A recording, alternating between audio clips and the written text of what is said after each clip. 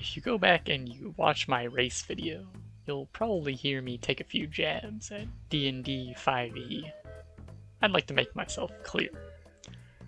I don't like 5e, and I think that the game sacrifices a lot in order to make it as simple and accessible as possible.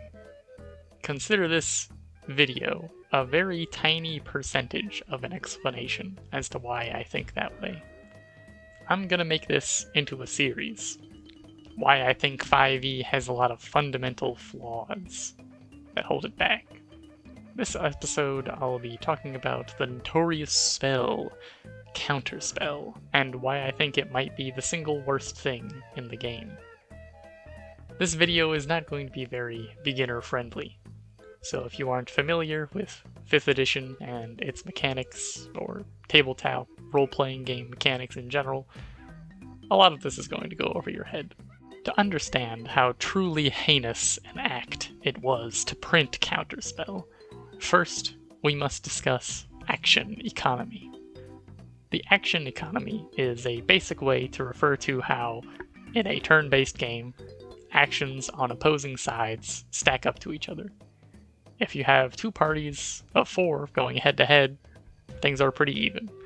If you have 8 goblins versus 4 players, things are more uneven, but players generally have more interesting and powerful things to do than your typical goblin, so it's not automatically unwinnable. But you would still say the goblins have more of this action economy. Action economy is the total sum of actions available. Sure, not all actions are created equal, but it's a roundabout way to help assess the general power of creatures.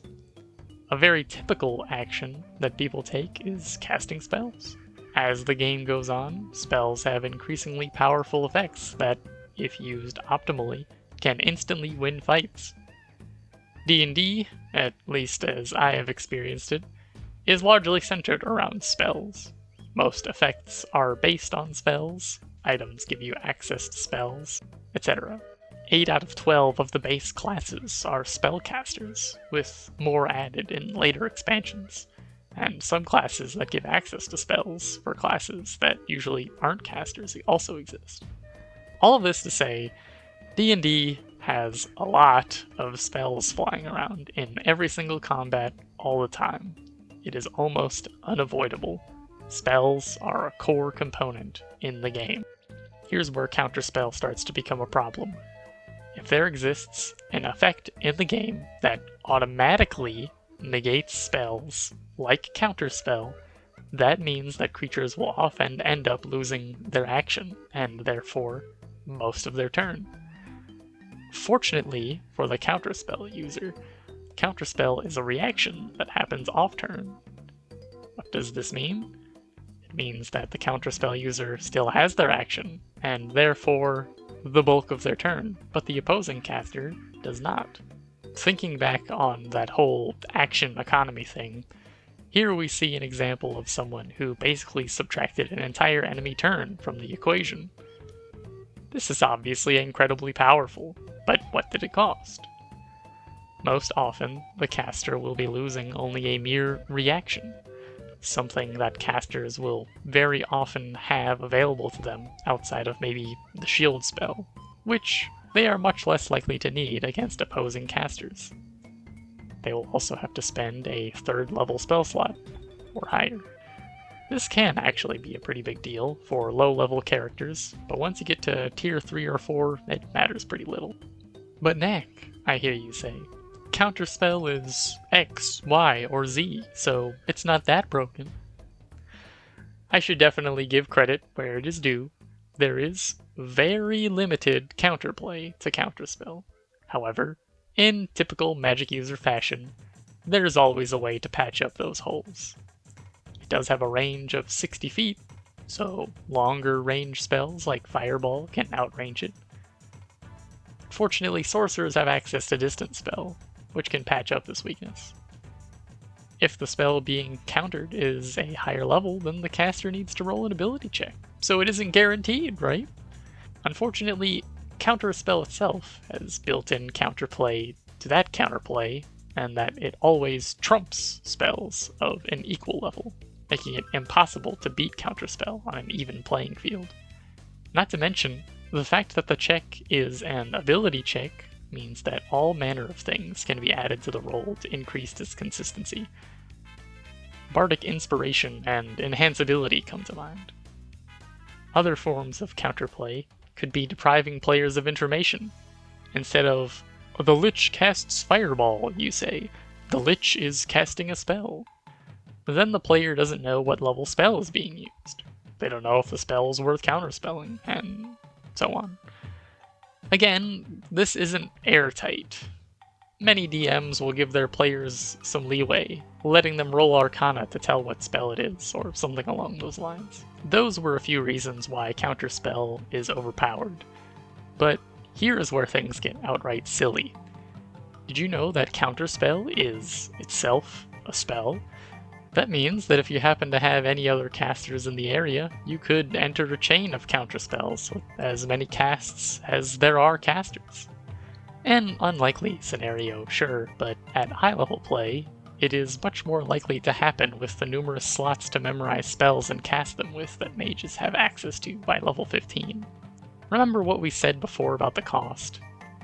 When you have dozens of spell slots, it starts to matter less and less how many you are using a turn. Very late in the game, it is much more important your meteor swarm goes off than being stingy with some of your lesser spell slots. Players that frequently use Counterspell will be hurting pretty bad in the spell slot department after a few combats. So you could say that that's the cost of Counterspell.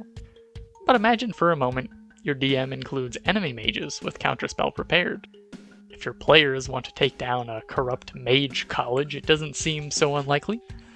Enemies typically only have to appear in a single combat, so they don't need to carefully plan their resources, allowing them to counterspell to their heart's content. If the enemy mages spam counterspell, your mages have a choice. Either they don't have any turns, or they counterspell their counterspells to get anything done.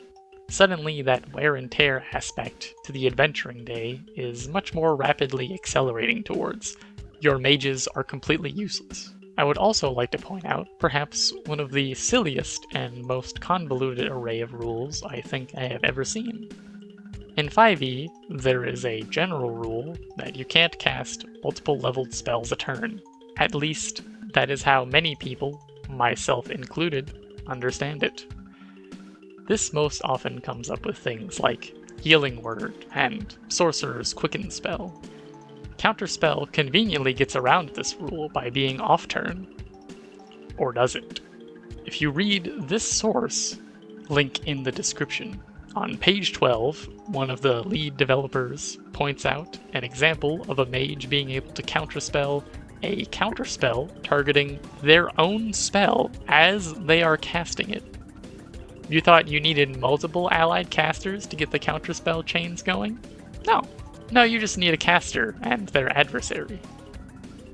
Sure, specific rules bypass general rules and all, but my lord, does this quote-unquote simple game sure have a lot of incredibly nuanced and nonsensical rulings that are inconsistent with things.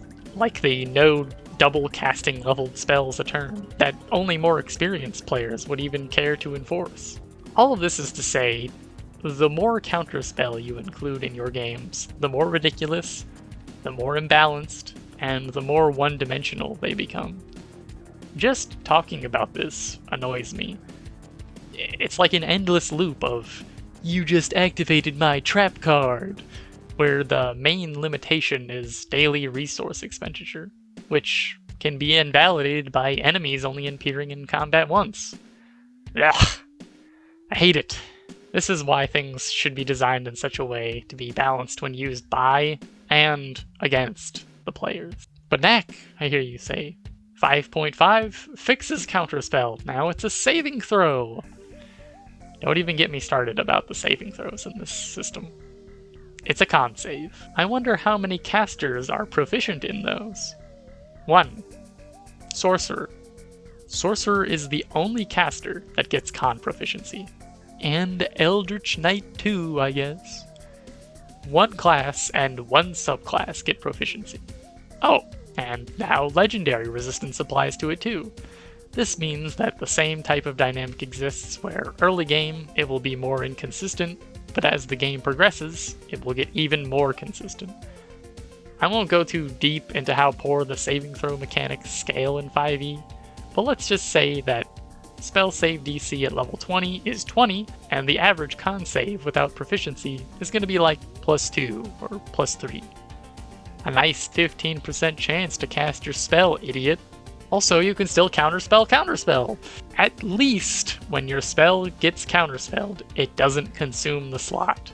So enemies spamming it can't just delete your characters for the rest of the day. Congratulations, Wizards of the Coast. You've done it again. The balancing problems with Counterspell are myriad. It completely screws with the action economy, the resource management systems, and fundamentally just makes less cool things happen in the game. D&D might not be a competitive game, but you bet for damn sure if there was some kind of ranked ladder Wizards of the Coast put up in that virtual tabletop that they're planning, every single skilled player would have Counterspell on their list of prepared spells at all times. Sure, it can suck to get hit with powerful spells, but D&D is about rolling with the punches and making the best out of what the dice gives you. Counterspell gives the user far too much and asks for far too little in return. In their efforts to simplify the complex process of unweaving magic as it comes into being, Wizards of the Coast has created a wet blanket of an answer that you can toss onto any of your magical problems and make them go away. Now, every single piece of 5e adjacent media will copy their mistakes. So even if I don't play 5e, I still have to deal with the awful gameplay dynamics Counterspell creates in Baldur's Gate 3. I implore any 5e players to consider Counterspell an optional rule that you just ignore. The game is much better without the looming threat of losing your turn at the drop of a hat. Thanks for watching. If you'd like to hear about a specific topic, leave a comment and I'll try to include it in a future video. Subscribe if you want to see it. I love talking about game design in general, but tabletop RPGs are my favorite. I have links for my Twitter, Discord server, and the OneNote document I've been writing my own TTRPG in the comments below. It's called Knickknacks, and it's most similar to Pathfinder 1st Edition. I'm working on a website right now where you can see it in all of its glory. When I'm done, I'll post that link in this video too. I regularly post some of my favorite and latest stuff on both my Discord server and my Twitter. But until then, farewell, fellow gamers.